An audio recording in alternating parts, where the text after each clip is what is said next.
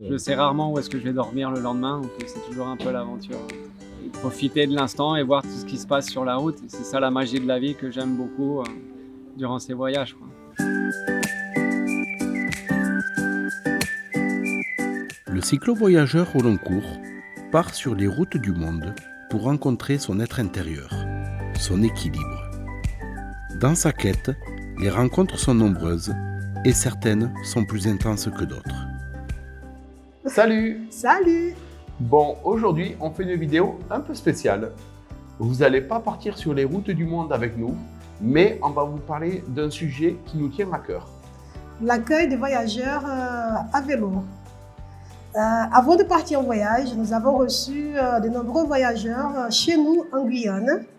Et aujourd'hui, sur les routes du monde, c'est nous qui nous sommes accueillis chez les gens. Être accueilli, c'est quelque chose qu'on adore parce que ça nous permet de découvrir la culture, de partager des moments de vie et c'est un petit peu l'essence même du but de notre voyage. Maintenant, on va vous présenter le portrait des 2 voyageurs à vélo que nous avons reçus chez nous.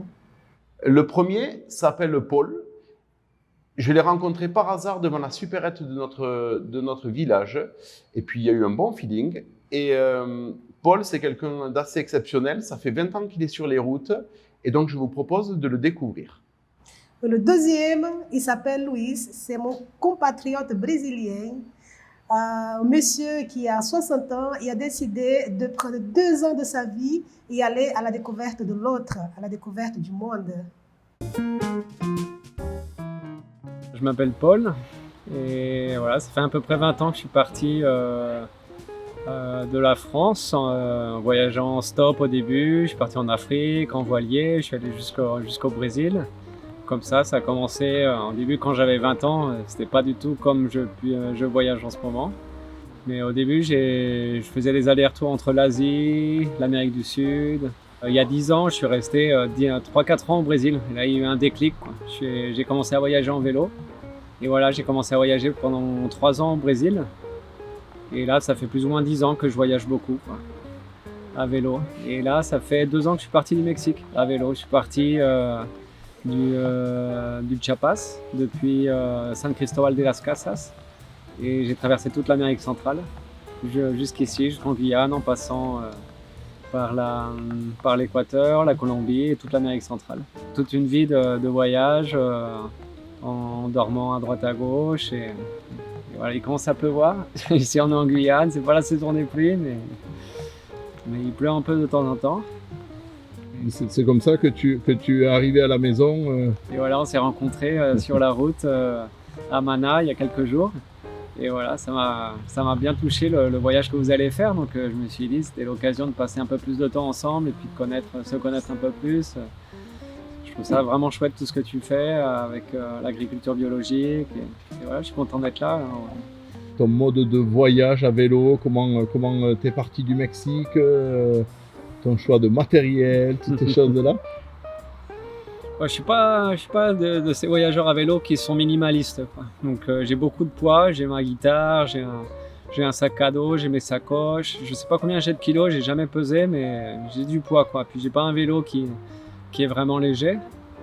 Mais la philosophie de vie, c'est prendre mon temps, donc vu qu'il y a personne qui m'attend, et puis c'est l'occasion d'aller doucement, de me laisser emporter un peu par les gens que je rencontre, par la nature.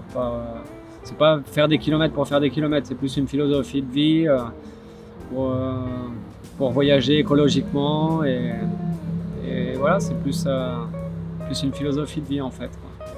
Ton dernier vélo de voyage? Là, c'est un vélo que j'ai acheté au Mexique. Et je l'ai acheté plus ou moins 50 €. Et il pèse son poids, donc j'ai acheté d'occasion à un adolescent. Et je me le suis fait voler une fois en Colombie. Je me suis réveillé un matin, je l'avais plus à côté de moi et je suis allé à la police et ils me l'ont retrouvé 3 heures plus tard. Mais autrement, j'ai pas eu de problème. Il tient bien la route, il casse un peu. Toutes les pièces ont été changées à part le cadre. Mais il tient bien la route quand même. Et tu as fait combien de kilomètres avec? Je suis rendu à 7500 km. 7500. Ouais. Il n'y a pas besoin d'avoir un vélo à des milliers d'euros pour rouler des milliers de kilomètres. Non, le premier vélo que j'ai eu quand j'ai voyagé au Brésil, il n'y avait pas de vitesse et il n'y avait pas de frein. Donc pour freiner, il faut pédaler en arrière, quoi. C'est pas forcément de la compétition que je fais, quoi. C'est pas pour l'effort physique, c'est plus, il y a un côté spirituel, un côté écologique, un côté prendre du temps et voilà, aller vers l'autre. Ainsi on s'est rencontrés, quoi. Et du coup, pour financer tes voyages? Et ben, je travaille de temps en temps dans les pays où il y a plus d'argent pour économiser et puis après continuer mon voyage, quoi. Je dépense à peu près entre 100 et 200 euros par mois. Une vie simple, je bois pas d'alcool, je fume pas, je mange pas de viande, je cuisine beaucoup aussi sur la route. Voilà, vie simple, quoi. Moi, je dors beaucoup chez les gens, donc ouais, c'est une vie riche. Et tu pars vers où? Là, je vais continuer au Suriname. Je sais pas quand est-ce que je devrais y être. Je vais fêter mes 41 ans tout bientôt, dans 10 jours. Et après, je compte remonter le Suriname, la Guyane anglaise et aller. Bon, l'idée c'était redescendre au Brésil, puis après aller en bateau jusqu'en Bolivie. J'ai toujours des idées, mais ça change. Au début, j'avais pas prévu d'aller en Guyane. Voilà, ça fait plus ou moins 10 ans que je voyage à vélo. Et là, 5 ans non-stop, quoi. Ça fait 5 ans. Avant, j'étais 2 ans et demi, plus ou moins en Europe, un an en Afrique. Je suis descendu jusqu'en Côte d'Ivoire à vélo, en passant par le Sahara. C'était une belle expérience aussi. Et là, ça va faire 2 ans que je descends depuis l'Amérique centrale. Une vie de bohème, mais du coup en se laissant porter à droite à gauche, et une vie riche au final, Ouais. en rencontres, en paysages, en Voilà, connaissances. c'est ça, ouais. Ouais, super. Merci Paul. Merci Vincent, merci à vous.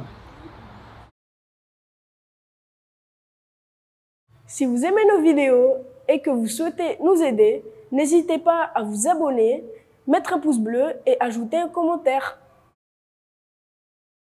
Meu nome é Luiz Milner, eu sou engenheiro agrônomo, tenho 60 anos, tenho 2 filhos, um de 26 e um de 23, e eu moro em Piracicaba, estado de São Paulo, no Brasil.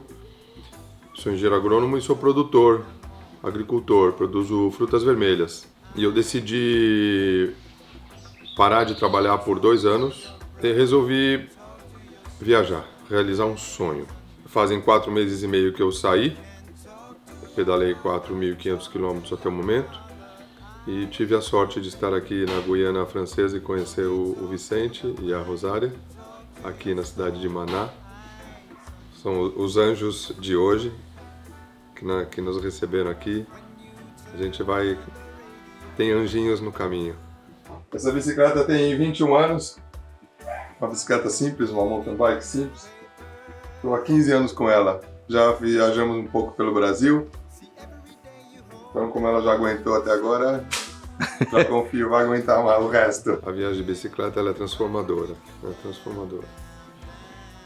Esses 4 meses e meio eu vivi situações que eu nunca vivi na vida, mesmo com 60 anos de idade. Me emocionei em vários momentos. Com a bondade, né, do ser humano, com a empatia do ser humano. Me faz questionar muito, é uma viagem bastante para dentro. Eu estava sozinho até 3 dias atrás, agora eu encontrei o Aritz, o francês aqui, estamos viajando há 3 dias juntos. É um crescimento muito importante, eu precisava disso. E a viagem, como diz um amigo, um colega, o Nestor Freire, que também é cicloturista há mais tempo que eu, ele diz que não se trata de lugares, trata-se de pessoas. Eu acho que eu não entendi muito a primeira vez que eu li isso, que ele escreveu, mas hoje eu entendo.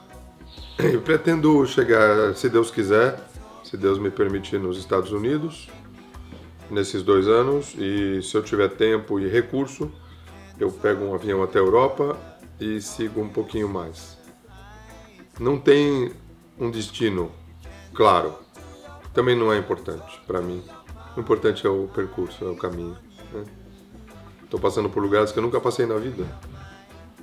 Amapá, Guiana, amanhã chego no Suriname, Depois Guiana Inglesa, Trinidad e Tobago, Venezuela, Colômbia, eu nunca passei por aí, por esses países, tudo novo para mim.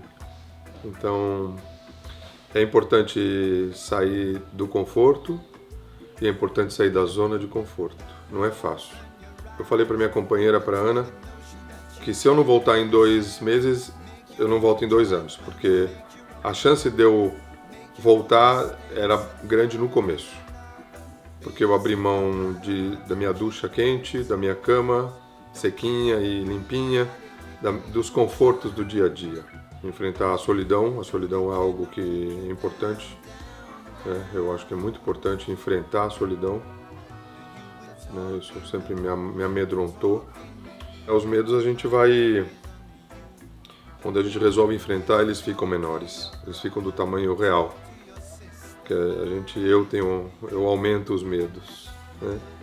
Medo de sair de casa, medo da estrada, medo de sair do Brasil, medo de dormir aqui, dormir ali. E eu tô dormindo, eu tenho barraca e tem os anjos que nos acolhem também. Às vezes a gente dorme na casa de alguém, às vezes amarra a rede em algum lugar, às vezes barraca. Obrigado, Luiz. Obrigado.